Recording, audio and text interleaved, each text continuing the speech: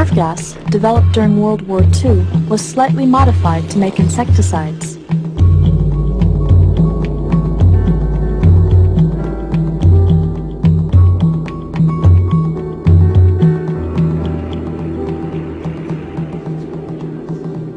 DDT was the hero of its generation.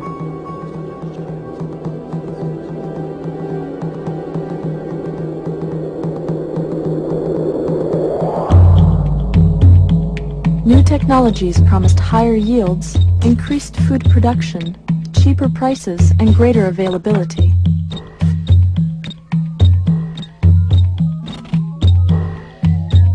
By the mid-20th century, these technologies, along with new developments in plant breeding, led to the Green Revolution. 97% of the varieties of vegetables grown at the beginning of the 20th century are now extinct. Genetic uniformity leads to an increased vulnerability to insects and disease. Farmers found themselves trapped on a pesticide treadmill. The more they sprayed, the more they had to spray. The increased use of fertilizers, pesticides, and herbicides increased costs, polluted water, and created health risks. Then in the 1970s, Monsanto introduced Roundup. Because of its ability to kill most weeds, it became one of the most popular herbicides in history. In the mid-1990s, building on technologies that used gene splicing, the Green Revolution turned into the Gene Revolution.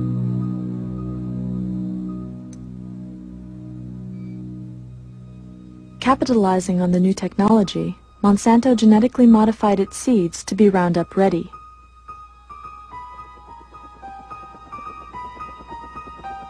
Normally, Roundup kills anything green, but if the plant is Roundup ready, when it is sprayed, it doesn't die.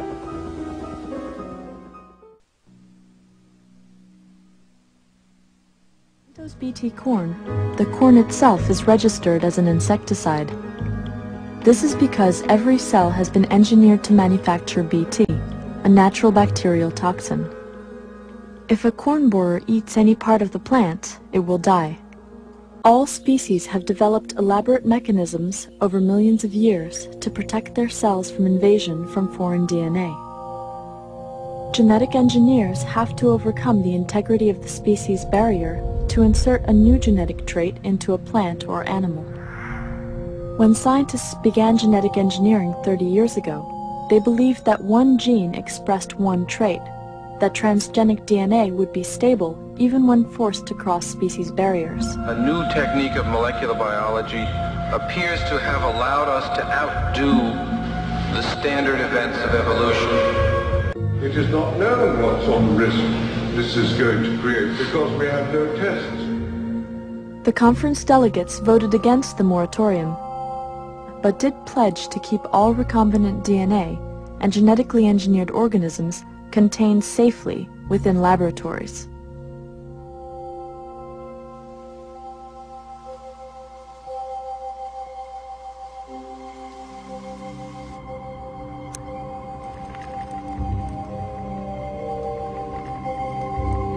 Currently, both agriculture and medical biotechnology use genetic engineering. Medical biotechnology has created many life-saving products.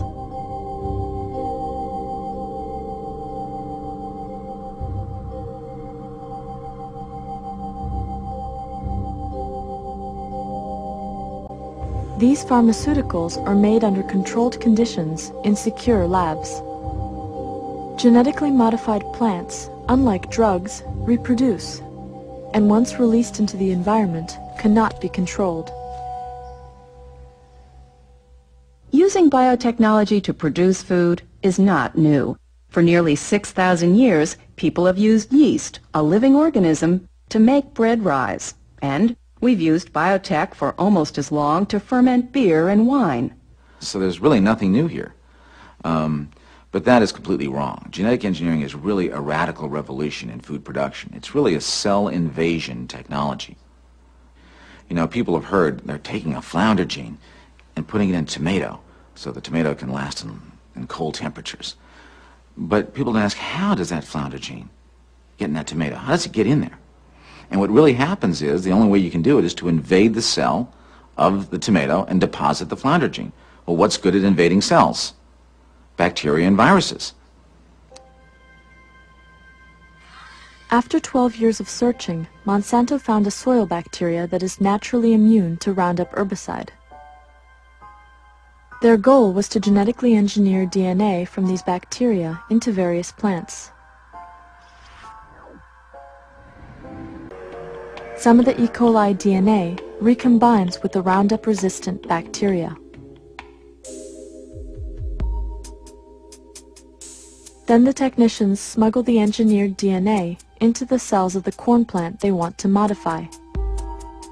Cells will naturally reject foreign DNA, so they developed a method using soil bacteria that causes tumors in plants. They use this bacteria to ferry the engineered DNA into the plant's nucleus. There are also two other methods used to get the engineered DNA through the cell wall. One uses a stream of electricity to create tiny holes in the plant cells so they become vulnerable to infiltration by foreign DNA.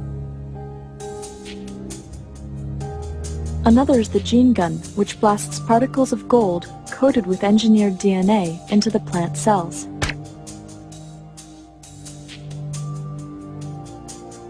Each of these three methods needs a promoter gene that turns on the desired characteristics. The promoter gene is often extracted from the cauliflower mosaic virus.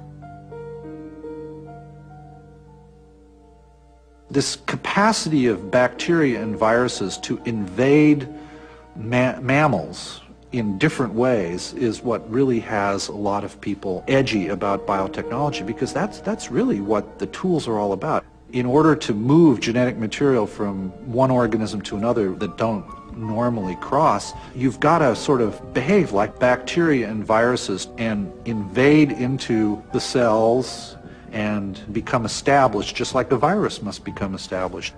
And they do one more thing. They attach to that an antibiotic marker system. The antibiotic marker is a gene which is naturally resistant to a specific antibiotic, so later they can test whether the genetic cassette is being expressed.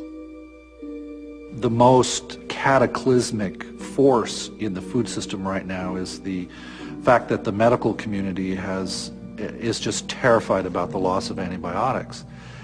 No one really understands how using antibiotic marker genes in genetic engineering techniques might contribute to the problem. The biomedical community on a worldwide basis is absolutely focused on this problem now.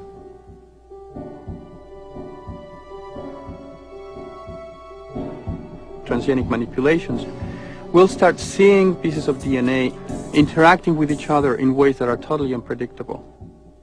We have now learned that genes function in complex networks, and a single gene can express or influence many traits. I think this is probably the largest biological experiment humanity has ever entered into.